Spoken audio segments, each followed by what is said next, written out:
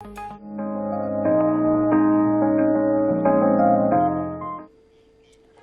Break के बाद आप सभी का स्वागत है। बात छत्तीसगढ़ की खबरों की और रायपुर से बड़ी खबर, जहां महादेव सट्टा ऐप का ये पूरा मामला है। महादेव सट्टा ऐप मामले में ईडी की बड़ी कार्रवाई, 1 करोड़ 20 लाख रुपए की जब्त। पुणे में ईडी ने की है छापेमार कार्रवाई। तो बड़ी खबर रायपुर से आपको बता रहे हैं, जहां ईडी को एक बार फिर से महादेव सट्टा ऐप मामले में बड़ी कामयाबी मिली है और पुणे में इस कार्रवाई को अंजाम दिया गया है। पुणे में ईडी की छापेमार कार्रवाई, महादेव सट्टा ऐप से जुड़ा ये पूरा मामला। महादेव सट्टा ऐप मामले में ईडी की बड़ी कार्रवाई, 1 करोड़ 20 लाख रुपए जब्त किए गए हैं। वहीं आपको ये भी बता दें, पुणे में ईडी को ये कार्रवाई है, छापेमार कार्रवाई की गई है। तो बड़ी खबर इस वक्त की महादेव सट्टा ऐप से जुड़ा हुआ ये पूरा मामला आपको बता दें। महादेव सट्टा ऐप मामले में ईडी की बड़ी कार्रवाई, 1 करोड़ 20 लाख रुपए जब्त किए गए हैं। वहीं पुणे में दबिश देकर इन आरोपियों को भी पकड़ा गया है। वहीं 1 करोड़ 20 लाख रुपए जब्त किए गए हैं।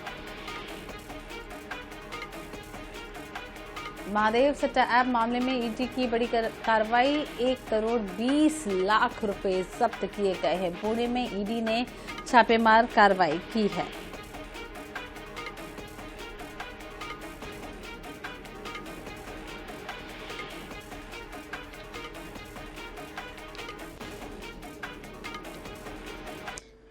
मुख्यमंत्री विष्णुदेव साय सोमवार को दुर्ग जिले के दौरे पर रहे, जहां उन्होंने करोड़ों रुपए के विकास कार्यों की सौगात दी। वहीं 26 विकास कार्यों लोकार्पण और भूमि पूजन भी किया।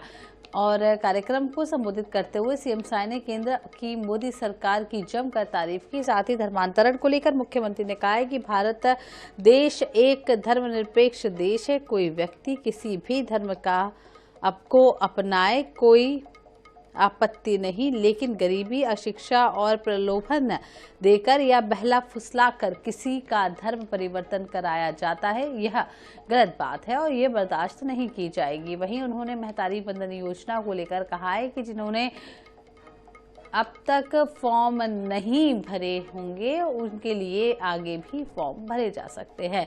सतत फॉर्म निरंतर चलते रहेंगे। वहीं छत्तीसगढ़ के 11 सीट भाजपा भारी बहुमत से जीतने वाली है।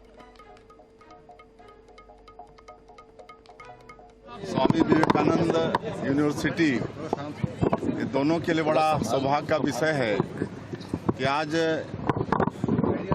एक साथ 250 करोड़ रुपए के विकास कार्यों का भूमि पूजन और लोकार्पण किए हैं, जिसमें यूनिवर्सिटी के 2 बड़े भवन का किए हैं और बाकी जो 4 करोड़ से ऊपर लागत के जो संभाग के काम हैं, उन सभी कामों का लोकार्पण और भूमि पूजन हुआ है। और इससे निश्चित रूप से यूनिवर्सिटी को भी लाभ होगा और पूरे संभाग के लोगों को भी लाभ होगा।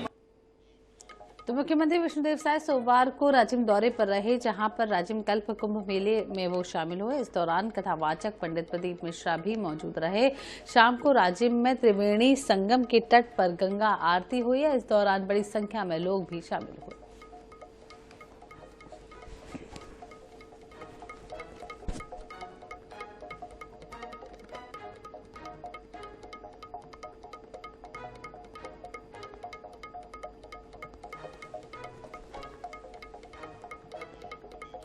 तो लोकसभा चुनाव से पहले बीजेपी का कुनबा लगातार बढ़ता जा रहा है। इसी कड़ी में सोमवार को कांग्रेस को बड़ा झटका लगा है। बिलासपुर जिला पंचायत अध्यक्ष अरुण सिंह चौहान बीजेपी में शामिल हो गए। सीएम विष्णुदेव साय ने पार्टी के गमछा पहनाकर उनका स्वागत किया, वही पार्टी में प्रवेश भी कराया। साथ ही पूर्व विधायक मंतूराम पवार अपने समर्थकों के साथ भाजपा में प्रवेश कर चुके हैं। इसके साथ ही आपको बता दें कि जेसीसीजे के अखिलेश पांडे, मस्तूरी जिला पंचायत सदस्य राहुल सोनवानी समेत बड़ी संख्या में कांग्रेस पदाधिकारी और कार्यकर्ता भी भाजपा में शामिल हुए। इस दौरान मुख्यमंत्री विष्णुदेव साय ने कहा, जो भी भाजपा में आना चाहते हैं उनका स्वागत है। 10 सालों में नरेंद्र मोदी जी की सरकार ने देश की दशा और दिशा बदली है। पिछले 2.5 महीने में विष्णुदेव साय की सरकार ने मोदी की गारंटी पूरा करने का सिलसिला प्रारंभ किया है। इन सब कामों को लेकर भारतीय जनता पार्टी का एक-एक कार्यकर्ता एक-एक मतदान केंद्र तक जा रहे हैं। आज भारतीय जनता पार्टी के सातों मोर्चा का संयुक्त बैठक है और इस बैठक में हमारे क्षेत्रीय संगठन मंत्री श्री अजय जामवाल जी, हमारे प्रदेश के एसोसिएशन अध्यक्ष श्री किरण देव जी, हमारे डिप्टी सीएम साहब अरुण साहु जी और सभी मोर्चों के प्रभारी और अध्यक्षगण और पूरे प्रदेश से सातों मोर्चा के कार्यकर्ता भारी संख्या में आए हुए हैं। और ऐसे अवसर में आज बहुत लोग कांग्रेस पार्टी छोड़कर भारतीय जनता पार्टी प्रवेश किए हैं।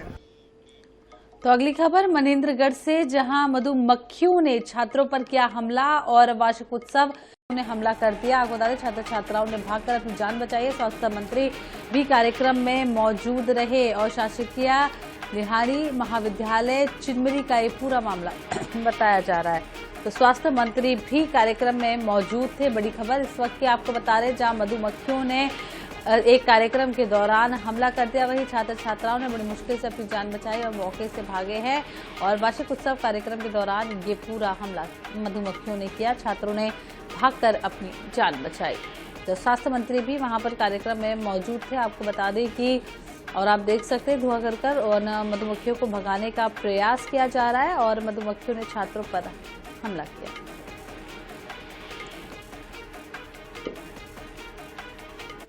तो सूरजपुर पहुंचे प्रभारी मंत्री दयाल दास बघेल ने संयुक्त कार्यालय के अधिकारियों की समीक्षा बैठक ली। बैठक में महिला बाल विकास मंत्री लक्ष्मी राजवाड़े और क्षेत्रीय विधायक मूलन सिंह मरावी भी मौजूद रहे। मीडिया से चर्चा के दौरान प्रभारी मंत्री ने बताया है कि बैठक में सभी कार्यों की समीक्षा की गई है। इसके अलावा कुछ विभाग से संबंधित शिकायतें भी प्राप्त हुई हैं, जिनको लेकर भी निर्देश जारी किए गए हैं। दयाल दास बघेल ने लोकसभा चुनाव को लेकर कांग्रेस पर तंज कसते हुए कहा है कि कांग्रेस की स्थिति परिस्थिति क्या है यह जनता जानती है।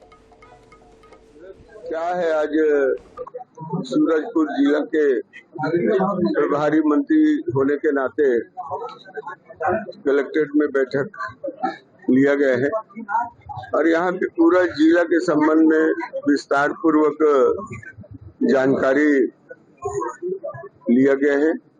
उसमें हमारे माननीय मंत्री जी भी थे, महिला बाल विकास मंत्री, हमारे विधायक, दोनों विधायक मौजूद थे और हर विभाग में विस्तार पूर्वक चर्चा हुआ है।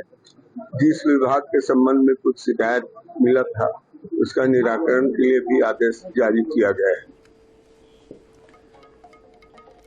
तो लोकसभा चुनाव के पहले भाजपा छत्तीसगढ़ के दो सबसे बड़े वर्गों को साधने जा रही है। 7 मार्च को जहां महतारी वंदन योजना की राशि महिलाओं के खाते में अंतरित होगी, वहीं 12 मार्च को किसानों को धान के अंतर की राशि भी दी जाएगी। इससे पहले विधानसभा और महिलाओं और किसानों को लेकर राजनीति तेज हो गई है।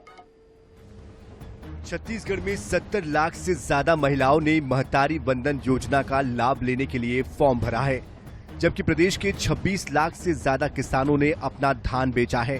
प्रदेश की 3.25 करोड़ की आबादी में किसान और महिलाएं दो सबसे बड़े और निर्णायक वर्ग है। यही वजह है कि भाजपा इन वर्गों को साधने के लिए दो बड़ी योजनाओं की राशि आचार संहिता के पहले ही अंतरित करने जा रही है। प्रदेश की 70 लाख महिलाओं के खाते में 7 मार्च को महतारी वंदन योजना के तहत 1000 रुपए की पहली किश्त डाली जाएगी।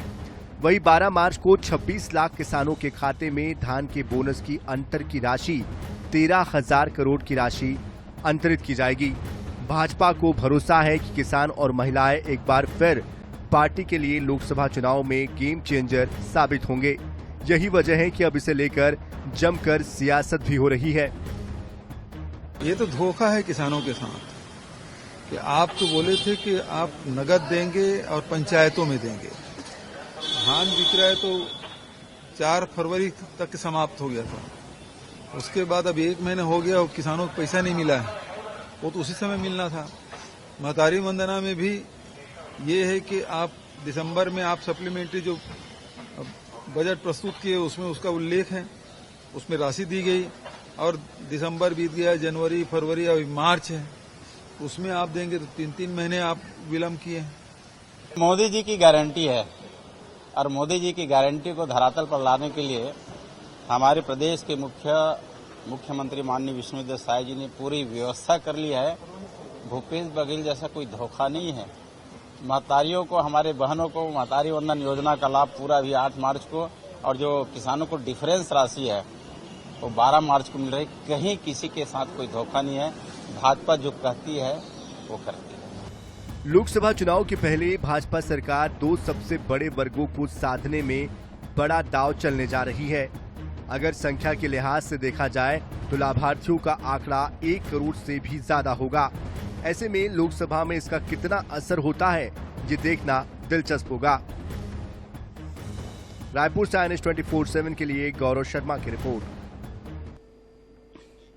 इधर रायपुर के रहने वाले आदित्य राज सिंह हैं तो छोटे, लेकिन उनके काम बहुत बड़े हैं। अब उन्होंने एक और कमाल कर दिखाया है। 10 साल के इस स्टूडेंट ने क्लास 4 में ही PhD हासिल कर ली है। आदित्य प्रतिभा के धनी हैं। उन्हें पर्यावरण मित्र, pride of India, Indian icon सहित 8 से ज्यादा सम्मान मिल चुके हैं। आदित्य राज सिंह से खास बातचीत की हमारे संवाददाता मोहम्मद हसन ने। और योग से प्यार करने वाले बच्चे तो कई तरीके के देखे होंगे। अमूमन छोटी उम्रों में बच्चे अलग अलग तरह के प्रोजेक्ट्स बनाते हैं, स्कूलों में अलग अलग कंपटीशन प्रतियोगिता में हिस्सा लेते हैं। लेकिन आज हमारे साथ राजधानी रायपुर के एक ऐसे खास छात्र हैं जिन्होंने महज 10 साल की उम्र में, यानी कि विश्व में सबसे कम उम्र में PhD हासिल कर ली है। जी हाँ, योग के क्षेत्र और साथ ही साथ पर्यावरण के क्षेत्र में इन्होंने महज 10 साल की उम्र में PhD हासिल कर ली है। 4th क्लास में पढ़ते हैं, बहुत ही छोटी उम्र है, लेकिन अभी से ही जो है पर्यावरण की तरफ इनका प्यार साफ तौर पर देख सकते हैं। सीधे मुलाकात कराएंगे हम आदित्य के साथ। आदित्य, कैसी आपकी ये स्टोरी स्टार्ट हुई और कब से आपको शौक आया? जी, मैं अपने 5 इयर्स के एज से एनवायरनमेंट और योगा पे काम कर रहा हूँ, और मैंने अपनी दादी को देख के सीखा एनवायरनमेंट में काम करना। योगा का कैसे आपको शौक आया? स्कूल में आपने सीखा या घर पर आपको योगा आपने शुरू किया? जी, मेरी मम्मी ने मुझे योगा सिखाया था। एनवायरनमेंट में आपने और किन किन तरह की एक्टिविटीज़ आप करते हैं और अपने दोस्तों को क्या क्या सिखाते हैं? जी, मैं एनवायरनमेंट में ड्राइव्स भी चलाता हूँ, प्लांटेशन भी करता हूँ और डिस्ट्रीब्यूशन भी बहुत जगह जाके करता हूँ, रायपुर और छत्तीसगढ़ में। आपका फेवरेट प्लांट कौन सा है और आपको क्या लगता है ग्रीनरी और आसपास ग्रीनरी फैलाने के लिए और क्या कुछ करना चाहिए? जी, मेरे फेवरेट प्लांट्स वो होते हैं जो सबसे ज़्यादा हमें ऑक्सीजन दे, जैसे पीपल, एलोवेरा जो 24 आवर्स देते हुए हैं, नीम, तुलसी, ऐसे बहुत सारे प्लांट्स हैं, और जितने पॉल्यूशन को कम करें। PhD का आपके मन में ख्याल कैसा है कि आपको PhD करना चाहिए? जी, मैं जो मैरीलैंड स्टेट यूनिवर्सिटी है जहाँ से मुझे मिली है, उनका एक दिन कॉल आया था, फिर उनने बोला था कि सारी डिटेल्स सबमिट करने के लिए, तो मैं लास्ट एक ईयर से सबमिट कर रहा था और जितने भी प्रोजेक्ट्स थे उन सभी को करते करते उनको दे रहा था। आपने कौन कौन से प्रोजेक्ट्स में काम किया? कौन से आपके फेवरेट प्रोजेक्ट्स रहे हैं अब तक? जी, अभी मुझे लास्ट 2 इयर्स में 2 नेशनल एनवायरनमेंट कॉन्क्लेव में बुलाया है, जो एक दिल्ली में हुआ था और एक लखनऊ में हुआ था। तो ये थे हमारे साथ आदित्य, जिनका जो पर्यावरण बात करें योग की ओर जो प्यार है वो साफ तौर पर देखा जा सकता है। महज 4th क्लास में ही पढ़ते हैं और 10 साल इनकी उम्र है। इस उम्र में अमूमन दूसरे बच्चों को हम देखते हैं कि उनकी पढ़ाई शुरू होती है, लेकिन इन्होंने इस उम्र में ही इनका जो शौक है वो देखा जा सकता है। पर्यावरण की तरफ जो इनका प्यार है वो देखा जा सकता है। अलग अलग तरह के काम इन्होंने किए हैं, इसके लिए उन्हें प्रोत्साहित भी किया गया और अब 10 साल की उम्र में इन्होंने PhD भी कर ली है। कैमरामैन रिजवान कुरैशी के साथ मोहम्मद हसन, INS 24/7 रायपुर।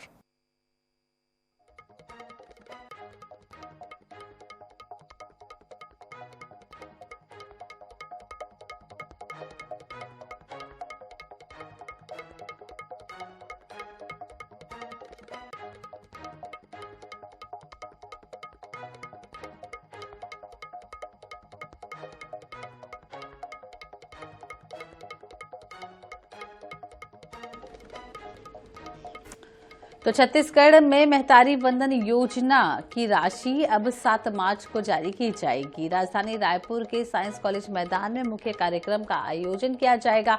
कार्यक्रम में प्रधानमंत्री नरेंद्र मोदी वर्चुअली शामिल होंगे और महिलाओं के खाते में राशि ट्रांसफर करेंगे।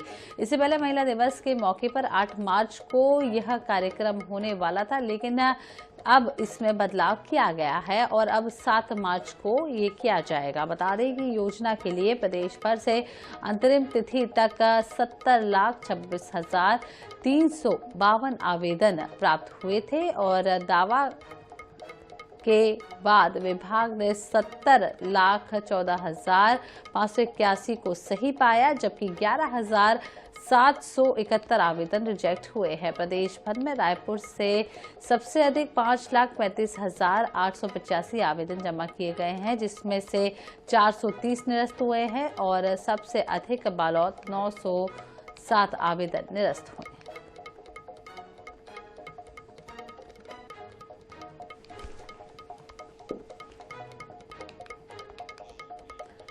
तो छत्तीसगढ़ में भाजपा की टिकट के ऐलान के बाद कांग्रेस भी अब प्रत्याशी चयन के लिए जुट गए हैं। भाजपा की टिकट घोषित होने के बाद कांग्रेस पर अब दबाव भी बढ़ रहा है। यही वजह है कि 5 की जगह 4 मार्च को ही कांग्रेस ने स्क्रीनिंग कमेटी की बैठक आयोजित कर ली, लेकिन इससे पहले कांग्रेस की टिकट का फॉर्मूला अब बदल गया है, जिसके तहत वह दिग्गज नेताओं को मैदान में उतार सकते हैं। छत्तीसगढ़ में भाजपा की टिकट के ऐलान के बाद कांग्रेस अपनी रणनीति बदलने जा रही है। भाजपा ने एक तरफ जहां अपने 2 सांसदों को रिपीट किया है, तो वहीं कई नए चेहरों को भी मैदान में उतार दिया। रायपुर संसदीय सीट से भाजपा ने सबसे चौंकाने वाला फैसला लिया है। यहां से 8 बार के विधायक और दिग्गज मंत्री बृजमोहन अग्रवाल पर दांव लगाया है। यही वजह है कि अब कांग्रेस भी वरिष्ठ नेताओं को लड़ाने का मन बना रही है।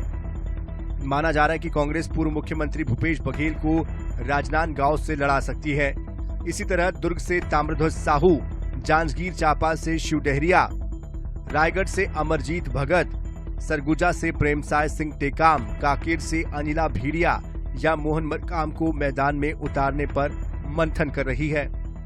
लेकिन 2 सीटों पर चौंकाने वाले नाम सामने आ रहे हैं। रायपुर से बृजमोहन अग्रवाल के सामने कांग्रेस पूर्व मंत्री रविंद्र चौबे को चुनाव लड़ा सकती है, जबकि महासमुंद से उमेश पटेल या राजेश तिवारी को मैदान में उतारा जा सकता है। हालांकि भाजपा की टिकट के बाद रणनीति बदलने से पूर्व मुख्यमंत्री भूपेश बघेल इनकार करते हैं। दूसरी ओर कांग्रेस के नए दांव पर राजस्व मंत्री टंकराम वर्मा ने कहा कि कांग्रेस को प्रत्याशी नहीं मिल रहे हैं। हाँ, आज स्क्रीनिंग कमेटी की बैठक है और मैं समझता हूँ कि स्क्रीनिंग कमेटी की आखिरी बैठक होगी और उसके बाद सीधा सीईसी में सारे नाम चले जाएंगे और बहुत जल्दी उम्मीद है कि सीईसी में फैसला हो जाएगा। भारतीय जनता पार्टी की जो सूची आई है, जो नहीं, उसमें कोई बदलाव नहीं होगा। जो हमारे कैंडिडेट हैं वो हमारे कैंडिडेट होंगे और जो मतलब जो पीसी में नाम गए हैं, सीसी में जो स्क्रीनिंग कमेटी में जो नाम है और जो सर्वे में नाम है उसी पर फाइनल होगा। कांग्रेस के पास प्रत्याशी नहीं है, वह तो कोई लड़ने के लिए तैयार ही नहीं है। धर पकड़ के उसको लाया जा रहा है। अब देखिए, रायपुर में बृजमोहन अग्रवाल का नाम सुनते ही सांप सूंघ गया है, कोई लड़ने वाला तैयार नहीं है। भारतीय जनता पार्टी की स्थिति इतनी मजबूत है कि इस बार तो 400 से पार और अब की बार फिर से मोदी सरकार। लोगों में उत्साह है, कार्यकर्ताओं में उत्साह है। हमारे देश के यशस्वी प्रधानमंत्री तो यही है, लेकिन विश्व के लोकप्रिय नेता हैं। आज पूरा देश उसकी तरफ निगाहें करके बैठा है। वरिष्ठ नेताओं को मैदान में उतारकर कांग्रेस मजबूती से चुनाव लड़ने का संदेश देना चाहती है। कांग्रेस की फाइनल लिस्ट में कितने दिग्गजों को मिल पाती है जगह और महामुकाबले में कितने हो पाते हैं सफल, अब इस पर सभी की निगाहें टिकी होगी। रायपुर से INS 24/7 के लिए गौरव शर्मा की रिपोर्ट। इसी के साथ इस बुलेटिन में फिलहाल इतना ही। देखते रहे INS 24/7। नमस्कार।